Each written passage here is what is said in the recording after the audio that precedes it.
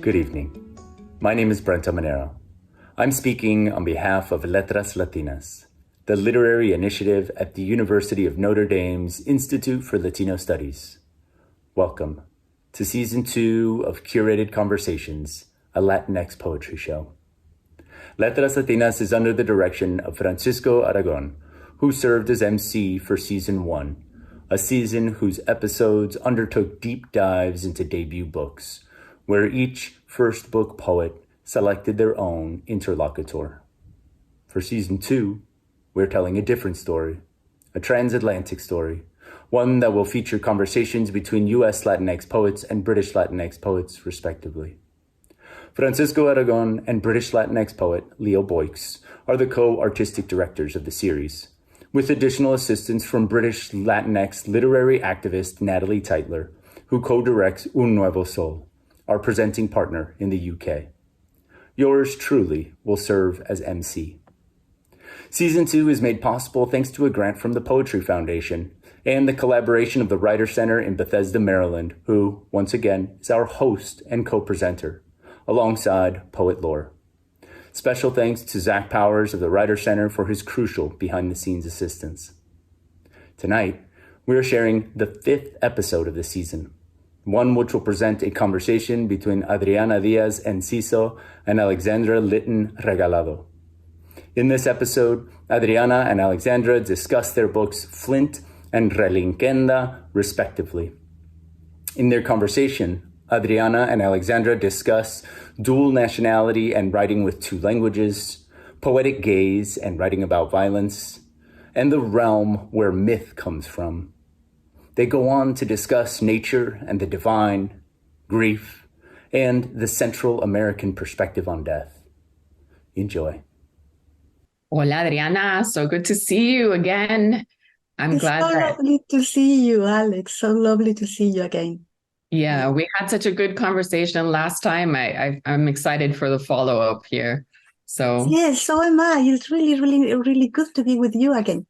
I think before we start the conversation, it would be good for the people who are kindly watching this conversation to introduce each other. So if it's okay with you, I will just let people know. Alexandra Lytton Regalado, she is a Salvadoran American author. She's an editor and translator. And she's the author of Relinquenda, a wonderful, wonderful book, winner of the National Poetry Series, the chapbook Piedra, and the poetry collection Matria, another extraordinary book that I have read, winner of the St. Lawrence Book Award. She is the translator of Family or Oblivion by Elena Salamanca and Pre-War by Tania Plates, and is the co-founding editor of Kalina, a press that showcases bilingual Central American themed books. And she's also the assistant editor at Swim Every Day, an online daily poetry journal for women identifying poets. So that's you, Alex. Thank you, Adriana, for that lovely introduction. And now let me say a little bit about Adriana. She was born in Mexico and has lived in London since 1999. She has published in Mexico 6 books of poetry, 4 novels, and 2 collections of short stories. She's very prolific. I've had the honor and privilege of reading Flint, published by Contraband Books 2022. It's her first publication in the UK, and she's the author of many lyrics for the Mexican rock band Santa Sabina. And her most recent novel, Ciudad, doliente de Dios, Doleful City of God, was inspired by William Blake's prophetic poems. And in our conversation, we found that we had many, many intersections and lots of surprising also connections in our work. And I want to thank Letras Latinas and the Writer Center for bringing us together. It's just been really great to have this opportunity. Absolutely. I'm really, really grateful as well to the Writer Center. And I think it would be good to start the conversation with some poetry. If you would like to share one of your poems with us so that we get on going. Okay. A quick little short one. This is from my book Relinquenda. Relincuenda. Hija, an inheritance. Of pink, I relate only to reds, snake bite strike, to whites, muffled light, the two like foods on a child's plate, colors that must remain untouching. Pink rabbit eye, pretty yet sinister. The signs along the trafficked road to the beach offer rabbits for meat or pets. When I was a child, our pet rabbit lived in a cage in the far corner of our yard, and beyond that fence lay acres and acres of government land set aside for experiments on fruit trees. Pink like that dwarf rabbit's gums, I obsessed with her teeth, and I'd turn the rabbit on her back, cup her in the palm of my hand, and part her furred lips. She did not mean to smile, and it was funny. She always bit me, but it was worth it. Pink as a young girl's bedroom, the heart of a seashell, our own pink interior, the meat of us, pink of lip, red what it says yes to, white what is unsaid, pink inside of rabbit ears, always at attention. I'd pet the softest parts, and they'd turn, following their fear.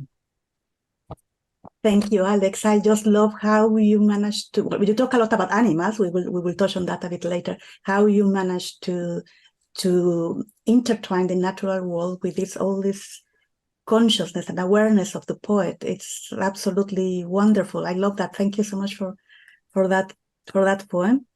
I will read something as well from Flint so that the viewers know a bit what we're talking about when we talk about our poetry. So I read, this is part of a dream, and here I go. I never read the papers in the tube, but I did that night.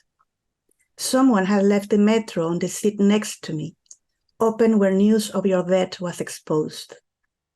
That's how it happened. I was disoriented, reading beneath the walls of shock and grief, kind, so kind. Did you come to my dreams that night seeking a stranger's comfort? Did I in dreaming seek you out to stretch a hand, say with the language of one common heart how sorry I was a life had come to end like this? And how did I reach out in sleep's twilight on that first night of your disowning? Was it your soul that tore the veil in random striving to be washed up in shores of some stray care? I used to fear you. That house of nightmares, no doors, the windows boarded over with opaque mesh that looks like death's forewarning. Nothing out there, no world to go back to, no other path than a ceaseless loop of the soul's suffocation, forever round and round, sprouting dirty water. The peeling walls, the morbid dereliction, the sinister soothsayer with smooth painted skin, the alligator smiling its knowing embracing of the dark. And you, imp, infernal dervish, entrancing in your dance of rage, the Polish raw, a beckoning, a menace, tangled in a phantom weave woven by you, banging your head against that gap in the smashed wall, then taking flight. A swirl of abandon, deliverance, but where to? And well, let's start the conversation proper. The first thing I would like to ask you is, what is your experience as a poet, as a double nationality poet, as a, in a way, exiled poet, because you were born in El Salvador but went to Florida very, very young, and then went back to El Salvador.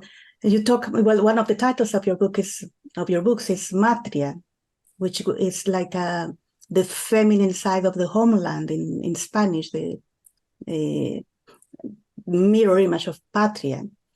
What is your experience of being having two homelands, two languages, and being a poet? Well, first of all, I want to say how much I admire the fact that you've written so prolifically in Spanish, and that, now you're writing in English. And I think that that's a huge step in the way that we live in our languages. Because as you said, I grew up in the United States. Most of my education was in English. And so for me, my writing language is still very much tied to the English language. And I feel like Spanish is my maternal language. It is my matria. That is my motherland, because that is the language that I most identify with my mother as well. And I have not yet come to the point of being comfortable enough to write in Spanish. However, I do use Spanish specifically in translation as my best editing tool, because everything that I write nowadays, before I consider it done in English, I'll pass it through my own translation in Spanish. And then it becomes very easy to identify moments where there's a weak point in the poem and that needs to be strengthened. You can't really hide it when you pass it through that sieve of one language to another. No, I don't know what that experience was like for you, Adriana, to switch from writing in Spanish and then to English. Why did you choose to write this book in English?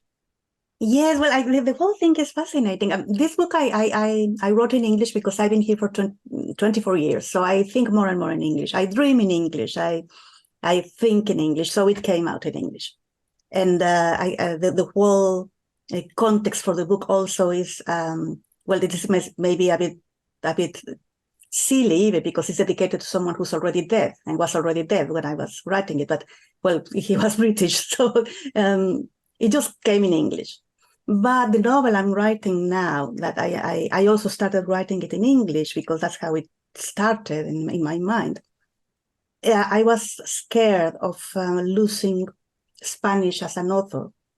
So I decided to work on it simultaneously in English and in Spanish. And it's very much, as you were saying, like it's not that I am translating only, because I am working on the Spanish draft and revising the English draft. So the English version is not entirely finished. So I do a bit, as you were saying, I go on, how could you say in English? Like, working through the whole thing in both languages at the same time. And I think that's quite fascinating, because you see how your own mind shifts in each language and how you have almost like a different thinking identity. Yes. Which reflects, probably, I don't know what you think about this, but it reflects the double identity we have when we have two countries to. Yes. I feel that very much. I feel like when I speak Spanish, I'm a little more tentative. I'm a little more, I hold back a little. I listen more.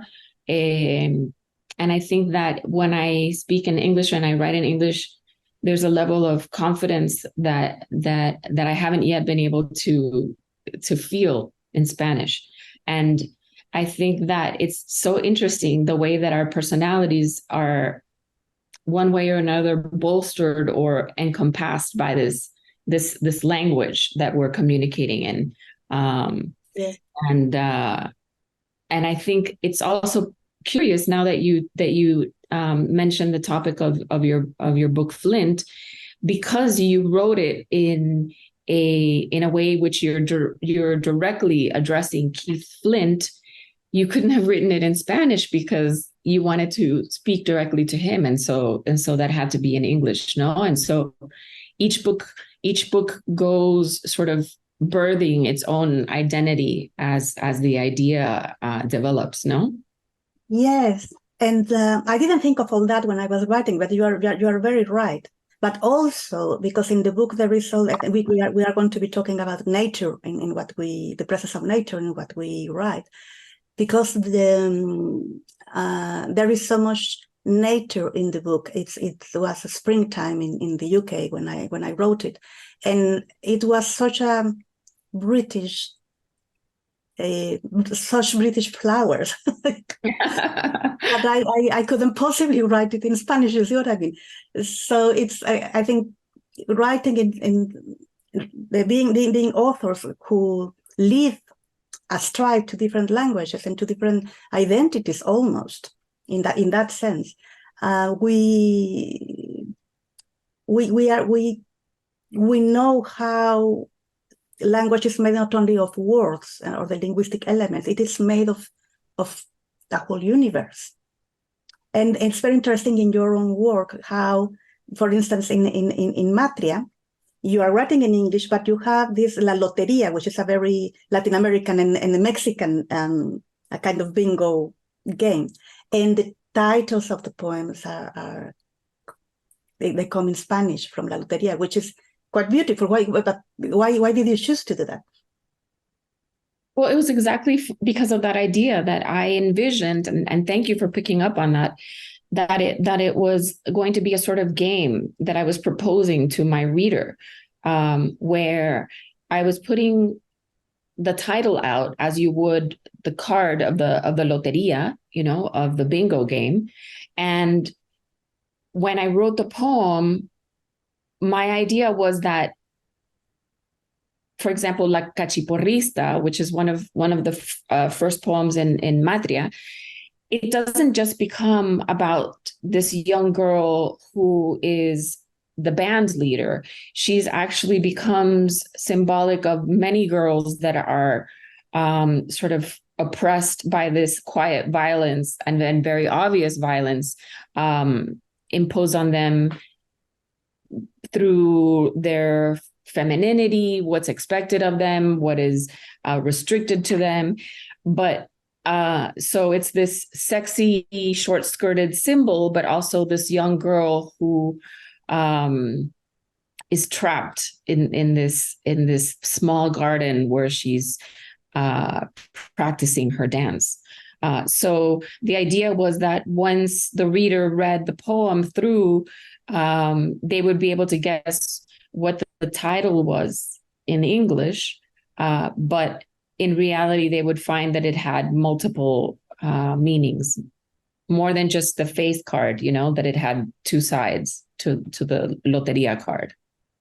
Yes, and I have to say now that La Cachiporrista is an absolutely wonderful, wonderful poem, and you have this force in the images that you managed to create in the poem, and we are going to be talking about that as well. You touch in this kind of a maybe like oppression, but you can also talk about extraordinary violence and extraordinarily tough subjects, and yet bring beauty into it. I think that is also something that I saw and I admired very much in your work, because I really love the idea of your experiment, what you put out in this manuscript initially of Flint, that you purposely chose to linger on something that disturbed you, right? And that you were unfamiliar with. And you really pushed yourself to delve deeper and really dwell in that experience, right? So I think that this idea of talking about or focusing on these disturbing subjects, whether they're personal or individual, death or suicide, but also the idea of violence in our very own countries of origin, right? And so maybe can you talk to us a little bit about what is your perspective on the poet's gaze, specifically related to topics of violence? Oh, well, that's a tough one. And it's a tough one being either Salvadoreña or Mexicana. It's a tough one because the realities on on our countries, even though I live in the UK, I'm Mexican. Violence is just, as it is in your poetry, very clear in some of your poems, it just permeates the whole reality of all reality, which is it's terrible.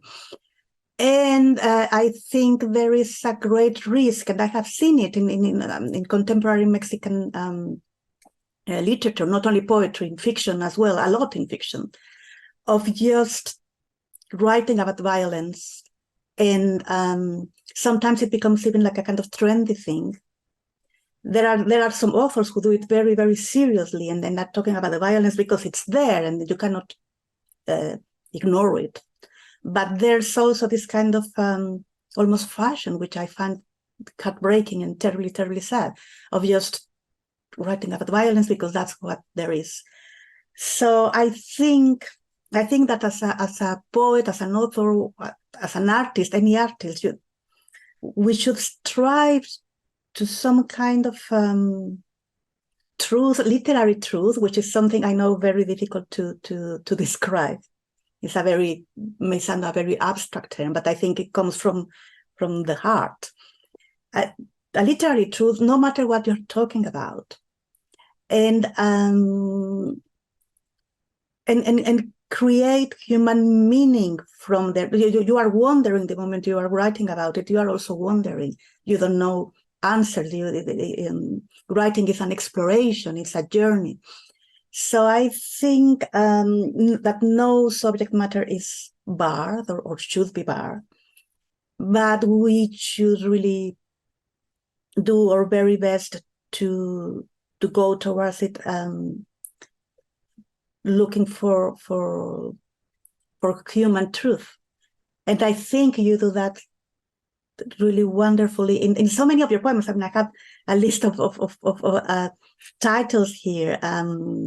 La Mesa in Matria, and there's all this atmosphere of toughness, violence, this kind of also very macho world, and at the same time also fear of violence in many of your poems, fear of violence and seeing it, sometimes even from a bulletproof car because things are so dangerous. And yet, I don't know how you do it, but you just, we are talking about really tough things and really like a very, without any embellishment, really like as they are. And suddenly you strike upon an image of extraordinary beauty. And sometimes it doesn't have to be violence. It's also like the poverty, which is a form of violence, of course. And like in La Enfermera, when there is this baby on the curb of the pavement, and there's so much tenderness in it, but and the young mother exhausted and poor, but it's so beautiful. It's so beautiful, and I think it is beautiful because there's a poet's eye wandering into some kind of human reality. I don't know how to express this, but I think you do it really, really wonderfully, and I hope that in countries like ours, that are completely desgarrados, torn apart by violence, artists and authors always remember this, that it's not writing about it per se, it's not vomiting, it's creating something with meaning, human meaning. If I can respond to exactly what you just said, is I think that the humanity is the part that we really need to focus on and acknowledge, because I think, what you were talking about earlier is that there is very much danger of slipping into a kind of amarillismo, or a kind of using violence the way they do in action movies, for all these chase scenes and explosions and blood spattering. I'm very turned off by that. And I think that for me, what I always try to do is engage specifically through empathy, because you've mentioned Matria, and And those are stories of Salvadoran women, and some of them are my own stories, and some of them are stories that that other women have shared with me, or that I've directly observed during a time when I was a young mother, and that I was in need to understand what I needed to learn to be una mujer salvadoreña, because I had just returned back to El Salvador. Another thing that we talked about last time was this idea of la mujer arrecha, right? The mujer aguantadora, the woman who in one way or another is already trained or expected to be able to handle disaster. And there's a sense of pride, I think, in that. And I fully recognize it and acknowledge it. And I myself have I have a poem in my book, Relincuenda, of how I prided myself on being aguantadora. But I think that it is also something that is a violence to us directly, that we have to be at the ready to stand against, this machismo or these society kind of situations where we are expected to be hard and to be able to respond in a crisis. And I mean, as mothers, as women who have lived in different countries and have to prepare ourselves for unexpected situations, learn how to adapt and transition, those are good qualities. But it also makes you think about the environment, right? That we're living in, all of us. And going back to your book as well, I think both of us, coming from Central American countries, we have a very different relationship with the idea of death. No, it's a very different culturally, the way that we view death. And I can say, my book Relincuenda is very much dwelling on that, because it deals with my father's illness and death. And there are many moments that are uncomfortable and that I sit with it, because that was part of my way of understanding, of seeing a loved one just be totally wrecked, and someone who was so strong and so masculine and macho and the Marlboro man go through this very sad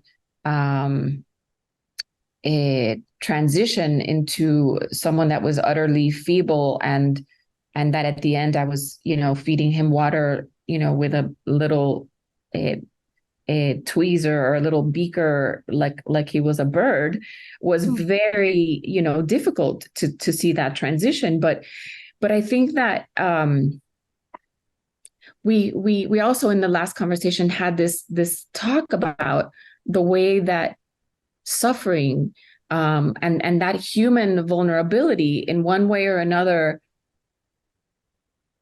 we have this idea that there's a sense of redemption. There's like a change, because as with Keith Flint, you had this idea of him as a complicated, scary person. And then when you read all of the accounts of his fans saying that he was such a kind person, it made me think a lot about my own experience with death and all of my family members that died in the last 3 years, and how it is really that this idea that we become angels, that once that person has died, we kind of forgive them for all of the things that they did or didn't do while they were alive. Do you want to talk about that a little bit? Yes, I think, well, first of all, Relinquenda, your book, where you talk so much about the terribly painful and long process of seeing your father die, I think it dwells precisely on the humanity not only of your dad, but of your own humanity, and of your mother, your family, everybody. And sometimes it's almost unbearable because it's so, the gaze is so stark. It goes where it's going. It's not hiding from the reality, the absolute thing as it is there, and that thing being there, the death of a loved one, of a father. And I find it very, very moving when I read your book, how you do precisely what you've been talking about. Like you go from the image of your father becoming every time smaller, more fragile, lighter. Like you see the lineaments of that in him already. You, through the poems, you go through the process of learning to let go of the image of the strong man who will be strong forever and maybe a bit unapproachable, and you just open up like a human being, and very masterfully like a poet, to go in there, to go and take that vulnerability and embrace it, write about it. It's quite brave, quite courageous. It's a beautiful, beautiful thing to do, even though many of the things you are saying are not beautiful. But it's a very beautiful thing to do as a poet, and the poems are wonderful. So yes, we have been talking before this conversation about that, about human vulnerability, and how sometimes poetry can be, maybe it may sound a bit, I don't know, like a kind of religious term or something, but there is a kind of redemption. There can be a kind of redemption through poetry. And you were mentioning what happened in my book in Flint, and maybe I should explain a bit what it's about. It's the book, I started writing it. I mean, for the viewers, when Keith Flint died, he was the singer of the frontman of the Prodigy, this techno, I don't even know how you call it, electronic music band, and I don't really like electronic music very much, so I didn't know very much about him. And in the 90s, I just remember that he sort of scared me. And when I read about his death, I had this dream of him, that somehow I was accompanying him to die. I mean, it was just the night after he had committed suicide. And I found out very strange. But there was but the dream was not a nightmare. It was just, there was a lot of compassion in the dream. And that's when I started to try to find out who he was. And I saw all these testimonies of what a really kind man he was. And actually, when I saw interviews and everything, I liked him a lot. And I thought, well, maybe poetry can be a way of stretching a hand between the living and the dead. And actually, the older I get, I don't even know what the difference is. I mean, like, I don't know if the border or the frontier is that solid as we think when you're younger. When you're getting older, you see people dying around you more and more. Somehow it's like, well, we are all humans, and we are all mortals, and we are alive at some point, and then at another point, whether if we want it or not. And yes, I think, yes. I highlighted many lines in your book that really resounded with me, and specifically about this topic, about what you're saying, how you say, you pose this question: how do we give hope to the dead? I think that's really the thesis question of your book of Flint, and you talk about this idea of empathy and actual solidarity, in where you're accompanying them in these moments, and you say, this dialogue in the shades with the pain of others. And so the book really becomes this conversation about pain and what to do with that pain. It's kind of like a moment of transference. And I especially like what you were just talking about right now, where you say the dead walk with the living. We have no choice. They breathe with the living. They weave life with us. And I feel that. And because after I finished writing Relincuenda, my mother died after I thought that I was done dealing with death. And that's never true, because, you know, death just somersaults alongside us in life, you know. And you say, the absence of the dead, it's solid, it's a presence, in fact. And I don't know about you, but that happens to me so often, where I feel like in the corner of my eye, I feel like somebody is with me. And that happens to me in my waking life often. Or, you know, you say that I write a lot about animals, and I do. In fact, this book, I think, has an animal probably in every single poem. And they kind of become these omens.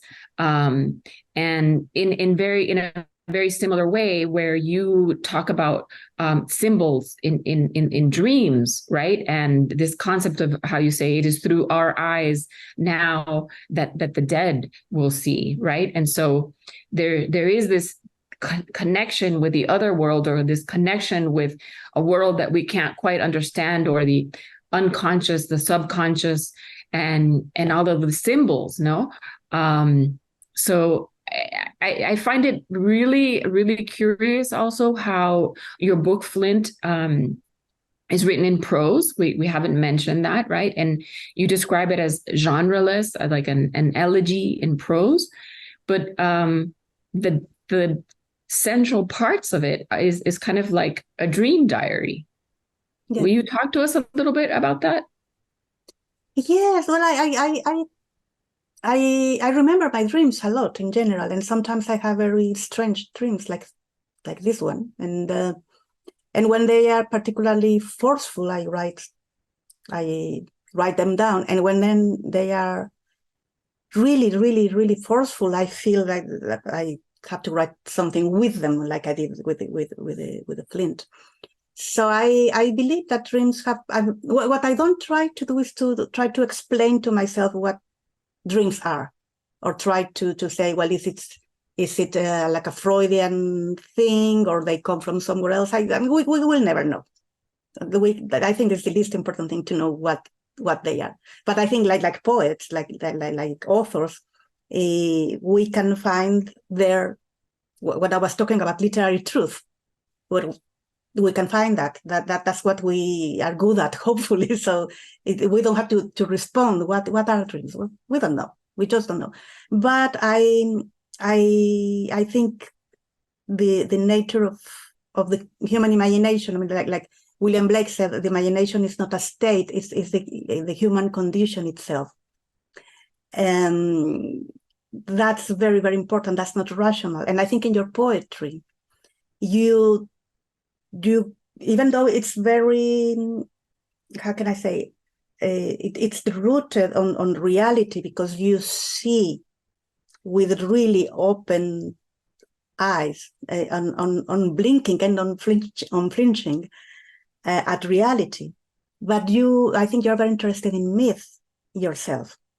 And as you say about, you talk about the animals. I mean, there are iguanas, there are rabbits, there are how are these other one, possum? How do you call it? The one that you find with many babies? El tacuacín, the possum. Exactly. Yeah, and there are birds, there are endless animals, and they all have a presence, almost like a kind of a supernatural presence to even though you describe them like the rabbit that you described it in the poem that you read at the beginning, you can describe them very, very like painstakingly. It seems very realistic, but they have a force, a life force, but also a kind of they are a bridge towards a more hidden reality of meaning of what life is, and they communicate somehow with humans. Not with humans. They communicate that reality. I really don't know how to explain this, but I think there you are getting closer and closer to the realm of myth and of how utterly mysterious the world is. And I think it is related also to the way you write about nature. Nature in your poems, it's very, very powerful, because it's not only a description, and it's not only, oh, well, the flowers are there, the trees are there, and we are here. No, it's almost like your skin dissolves and it's integrated into the life force. I think about that a lot with your poems.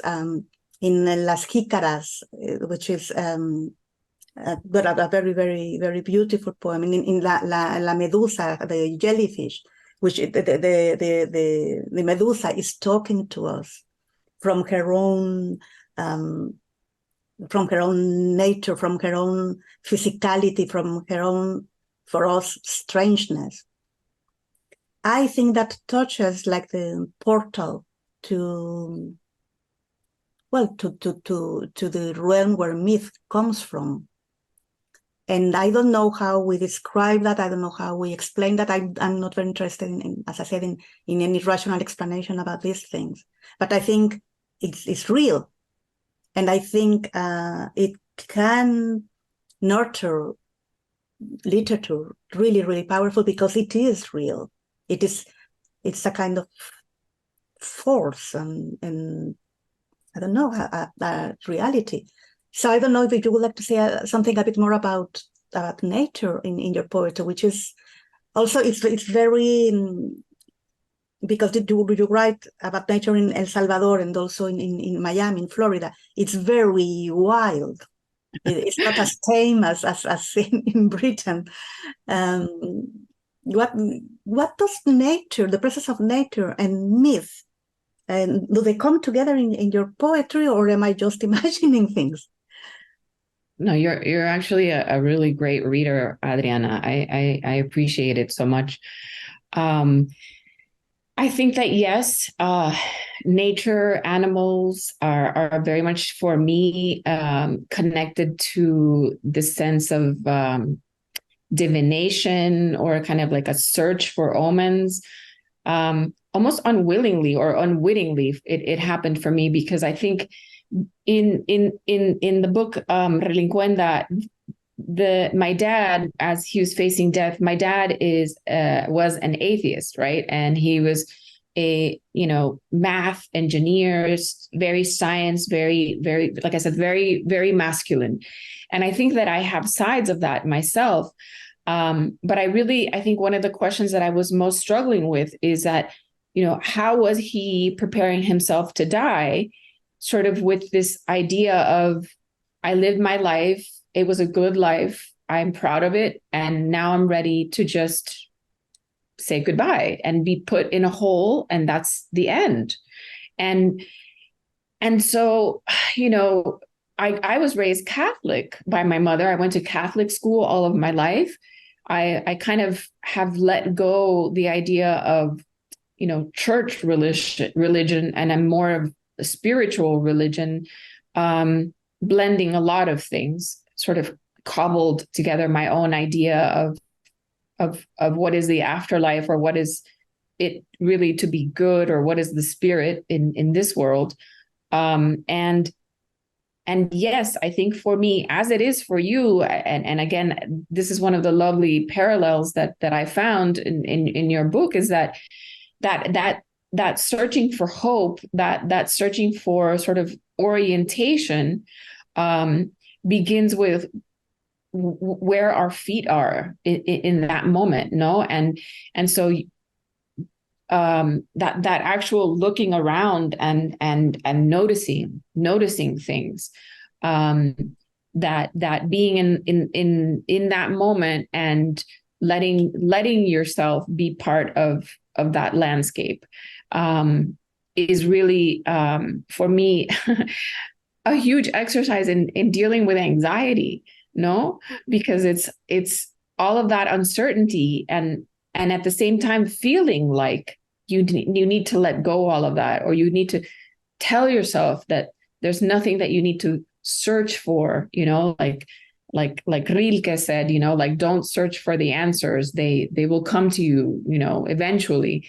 But I think all of my life I've had a very amped up sense of anxiety of making sense of things, or knowing what's coming next, or how to prepare myself for what's coming next. And so I think definitely nature is what I kind of come back to as a touchstone to ground myself, and to say, okay, we're here, we're now, and there's this thing that is right here in front of me, and me connecting with it. And I think that in your book, from what I read, and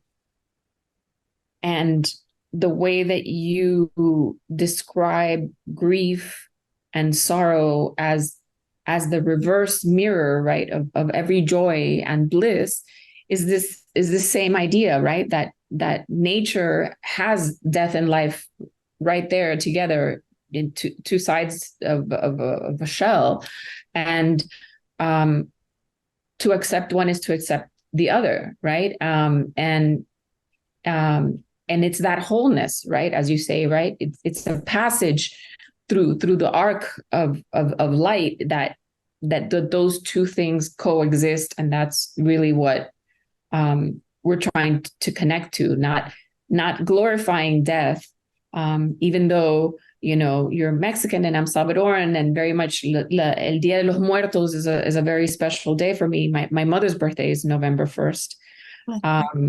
And so that clinging to death is also a clinging to life, right? Like they give a force to each other.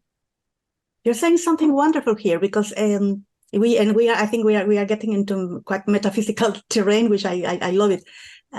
Because, well, first, when you say that through your poems and this like grasping nature, you ground yourself and your anxiety. I have to tell you that you do it really, really, really well, because you talk about anxiety here, but the voice of the poet in your poems is so strong. So strong. You mentioned vulnerability, and we can feel it, but it's almost like I sometimes reading you, I see like this kind of warrior woman, guerrera, completely. I wouldn't imagine you were anxious at all. I imagine like, wow, like, because I feel I'm a coward, so I feel like this woman is just like an Amazon. It's wonderful.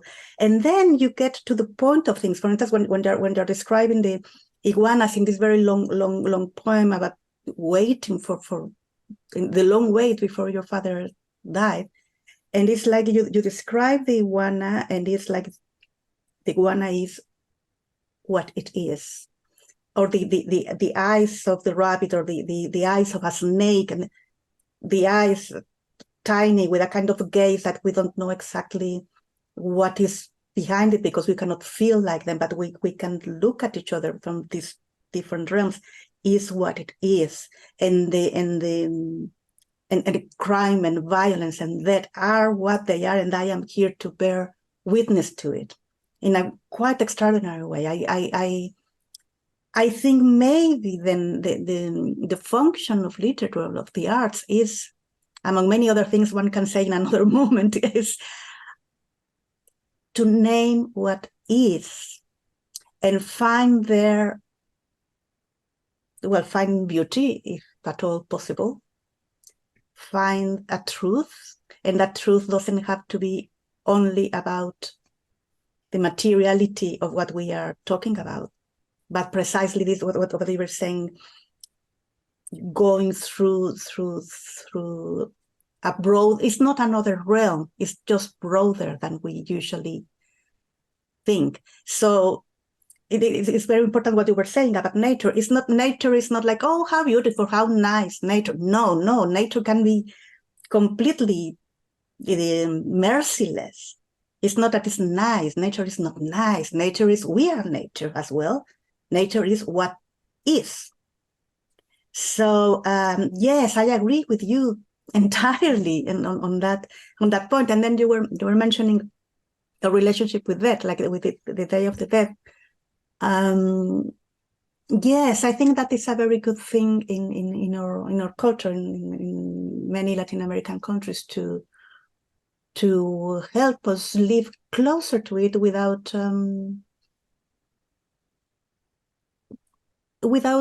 avoiding it, without dándole la vuelta, without scaring it. But now, one thing that I find a bit sad, I think I told you when we had another conversation, is that now in Mexico, the Day of the Dead, which is always a great celebration, now many of the altars to the dead are dedicated to the victims of violence, which didn't happen before. But now it's because there are so many, and it's happening all the time, that now the altars are having this. It is a political connotation, but it's not only political. Again, I think it's an honoring of that passage between the living and the dead, where we are, if not holding hands, but we are like touching each other. Yeah, it's definitely holding a place for them. And I think that the idea of an altar is something that, regardless of religion or culture, is something that is very important, because it kind of serves as a way as a reminder of what's essential, of what's most important, and kind of like a moment where you can center yourself. And I think that it is important because when you stand in front of an altar, you sort of strip away all of the personas that you have, and I think it's very curious that the way that you described me, or the way you thought I was when you read those poems, and didn't take into account my hardcore anxiety, but I think that there's a lot also in what you write about, and from what I've understood in your writing, that difference between the persona and the person, because what we put out into the public may be something that we work really hard to fabricate, or to maintain, or to strive to, but inside that person, is multifaceted and multi-layered.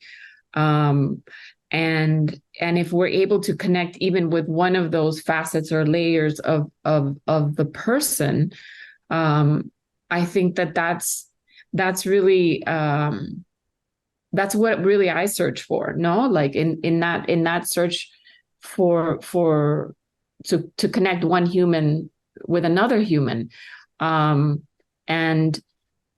in your book, right? Like.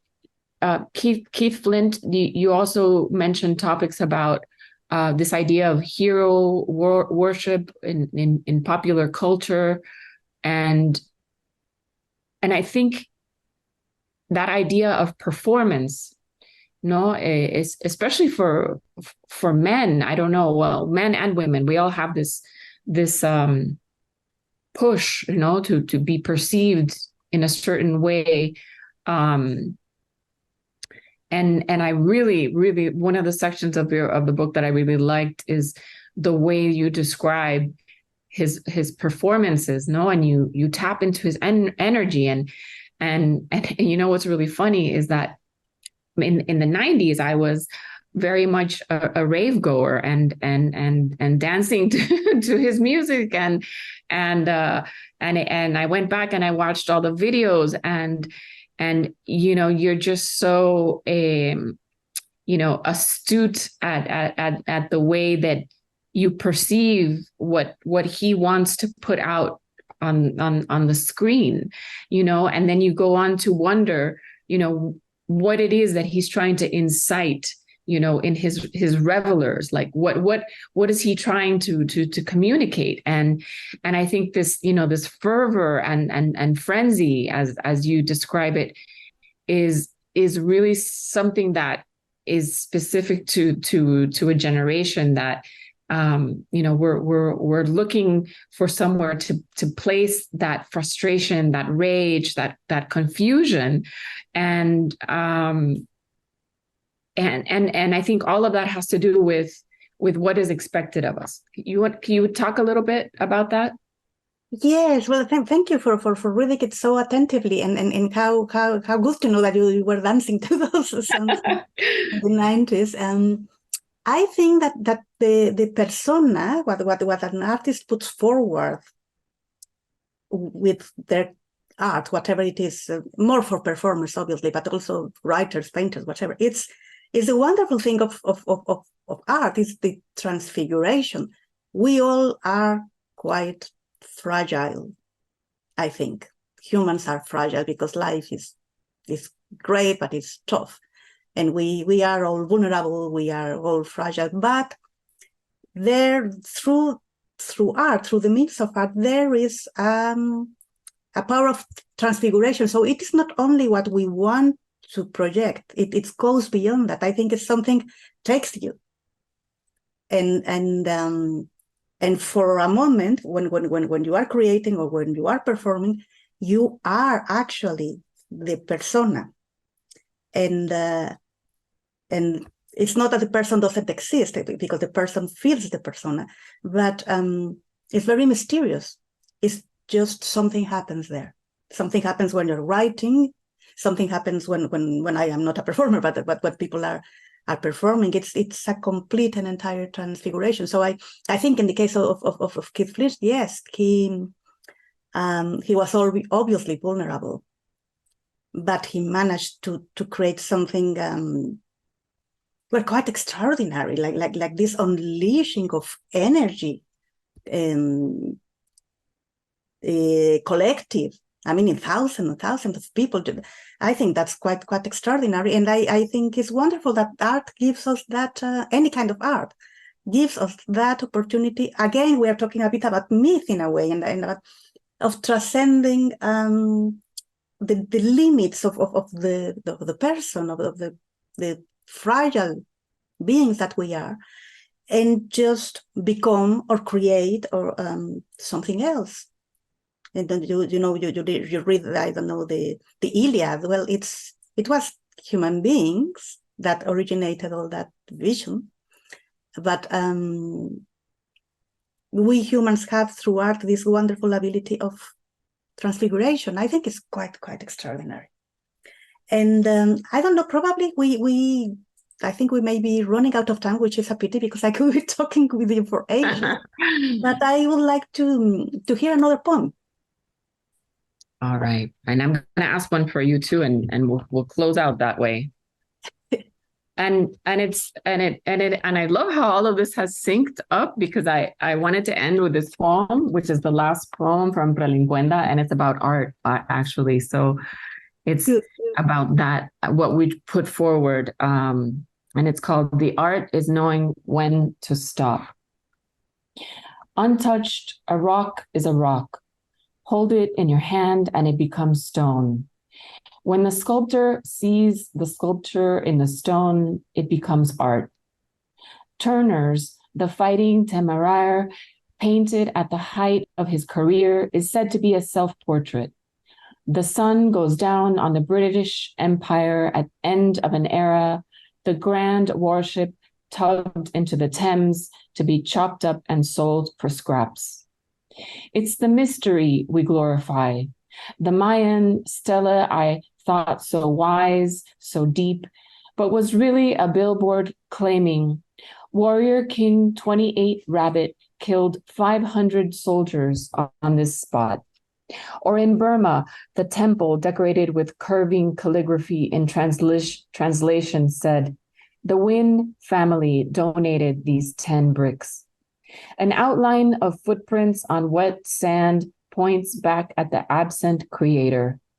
In my self-portrait, I would not be a tree, roots pushing asphalt, bowing beneath power lines.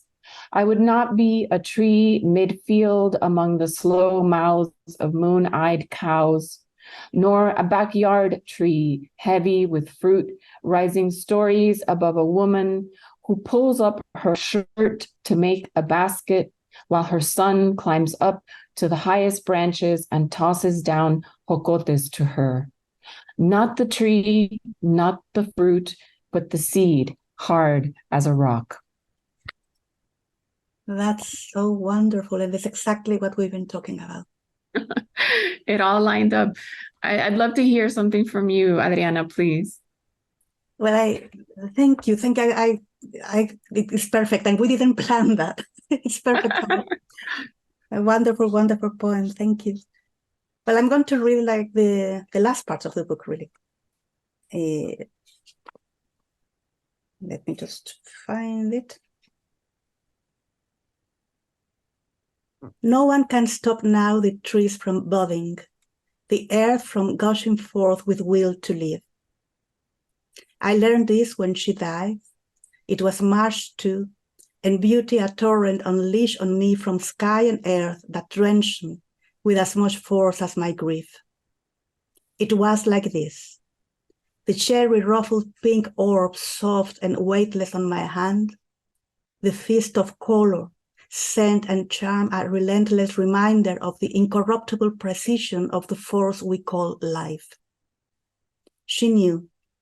In her last interview, she talked of holiness, how she discovered it one day in the purple throb of jacarandas igniting her hometown. Wind and rain have shaken many blossoms as I write these final words. We felt them shower on us, iridescent, their caress so soft it's almost as if they weren't there, and it's so generous, that airy hand, that on stripping the boughs it lays a soft carpet of petals at our feet.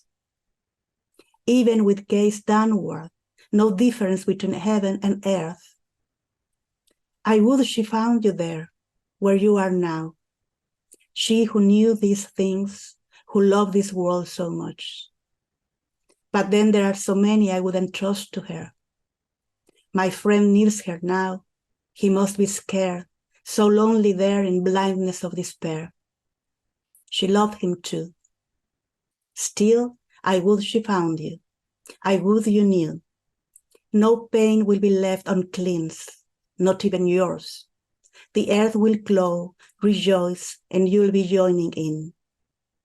Even as the petals fall in the breeze like dreamy curtains, confetti, the gentlest touch, there are more blooming and more.